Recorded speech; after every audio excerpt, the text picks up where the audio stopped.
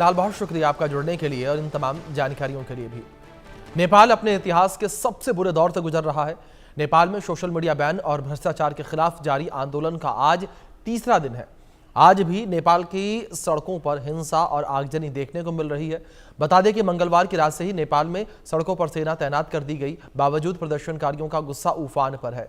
प्रधानमंत्री केपी शर्मा ओली समेत पूरी सरकार के इस्तीफे के बावजूद जनता उन्माद पर आमादा है। नेपाल में हालात इस कदर खराब हैं कि सेना ने पूरे देश में कर्फ्यू लगा दिया। लोगों से अपने घरों में रहने की अपील की गई, शांति में सहयोग करने की अपील की गई। हिंसा, आगजनी और तोड़फोड़ करने वालों पर सख्त कार्रवाई की चेतावनी भी जारी की गई। गौरतलब यहां पर यह कि नेपाल में सोशल मीडिया बैन के खिलाफ शुरू हुआ विरोध महज 48 घंटे में बेकाबू हो गया और अभी भी हिंसा की आग में नेपाल जल रहा है।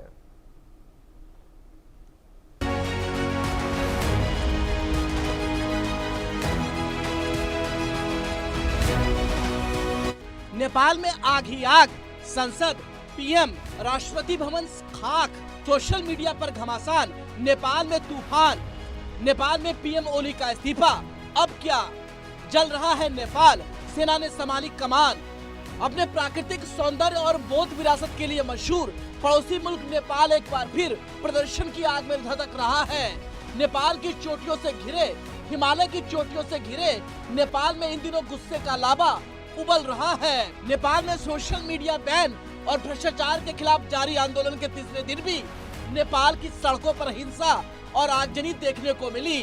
राजधानी काठमांडू और आसपास के इलाकों में झड़पों और आगजनी में अब तक 24 लोग मारे जा चुके हैं, जबकि 400 से ज्यादा लोग घायल हुए हैं। प्रदर्शनकारियों का गुस्सा देखते हुए केपी शर्मा ओली ने प्रधानमंत्री पद से इस्तीफा देकर काठमांडू छोड़ दिया। बावजूद इसके प्रदर्शनकारियों का गुस्सा शांत होने का नाम नहीं ले रहा है।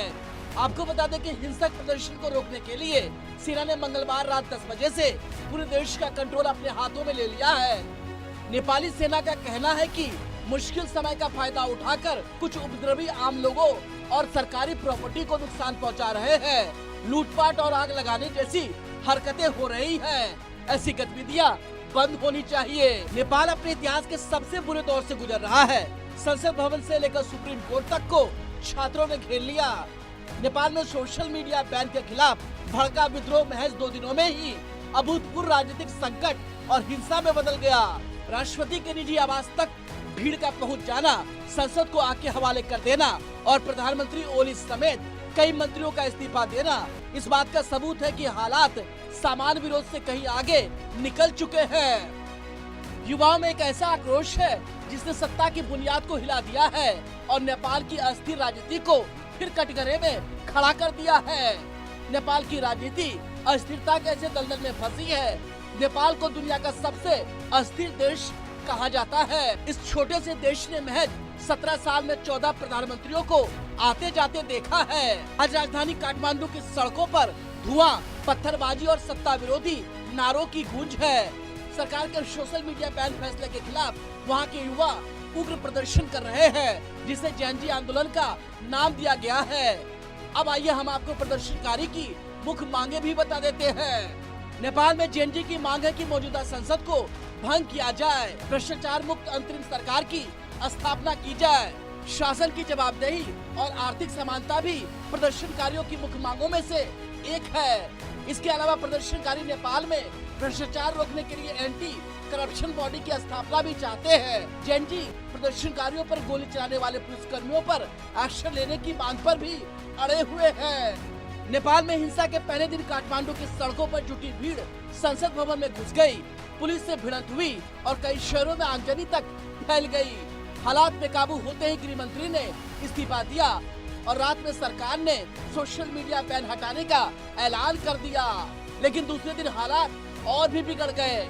मंत्रियों और पूर्व प्रधानमंत्रियों के घरों पर हमले किए गए। राष्ट्रपति भवन और संसद को आग के हवाले कर दिया गया। आखिरकार प्रधानमंत्री केपी शर्मा ओली को इस्तीफा देने पर मजबूर होना पड़ा। महज 48 घंटे में नेपाल हिंसा, अराजकता और सत्ता पलट का गवाह बन गया। कुल मिलाकर कह सकते हैं कि पड़ोसी मुल्क नेपाल में राजनीतिक अस्थिरता का अंतिम सफर जारी है। Bureau report, India news.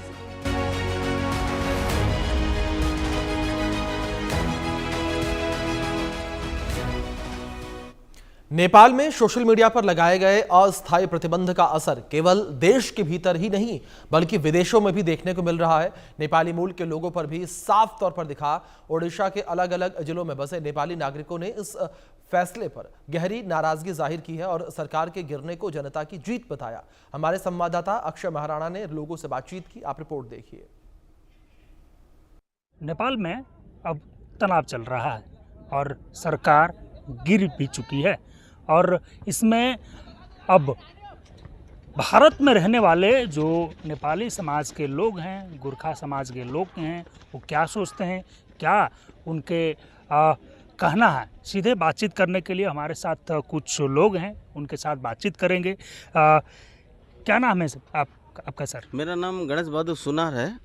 मैं ओसीपी सेकंड बटालियन से अभी रिटायर्ड हुआ। अच्छा। उसके बाद में अभी मैं समाज का गोरखा समाज जितना है बटालियन में बाहर के रहने वाले, अभी झारसुगुड़ा डिस्ट्रिक्ट उड़ीसा से गवर्नमेंट परमिशन देने के बाद में उसके बाद मैं अध्यक्ष हूँ। अच्छा, आप यहाँ रह रहे हैं, आपके नेपाल से आपका नाता है, लेकिन क्या आपको क्या लग रहा है कि एक सोशल मीडिया ये में सरकार गिर जाना, उसके बाद तमाम ये जो राजनीतिक हलचल होना, क्या आपको लग रहा है? इसमें सर देखिए 2-3 कारण हैं। क्यों बोले से देखिए, अभी केपी ओली सर जो थे उसके बाद में उनका जो 10 साल शासन जो चला वो बहुत ख़राब चला। क्यों बोले से देखिए, अभी वर्ल्ड में सबसे बड़ा पॉपुलेशन जो है यंग पीढ़ी वो नेपाल से ब्लेम करता है। अब बात फ्रांस को लेकर। नेपाल में जिस तरह से जेनजी ने सत्ता पलट दी